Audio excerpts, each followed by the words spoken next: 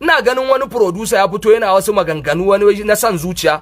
Mata nawa ne suka zo suka same mu suna gaya mana irin keta musu haddi da kuke yi in za ku sa su a fim, ku ce sai sun ba ku kansu. Haka Allah ya ce? So bai kamata mu dinga ganin gaskiya, ku kuma mutane masu yan kallo na gari kuna goyon bayan ƙarya, kuna goyon bayan rashin gaskiya, kuna ganin wai a daidai kuke. Ku ji tsoron Allah kuma. Allah ba azzalimin bayansa bane, kuma duk wanda ya zalunci wani wallahi Allah ba zai bar shi ba. Ire-irenka Naziru sarkin waka waɗanda suke iya tsayawa su fito ba sa tsoron wani, ba sa shakkar wani, su faɗi gaskiya inda gaskiya ta zo, Allah ya ƙaro su a cikin wannan harkar.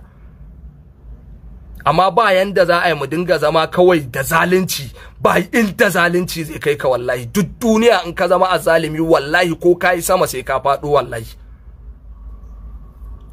Yawwa mu kiyaye, kuma Allah ya shirye mu baki ɗaya.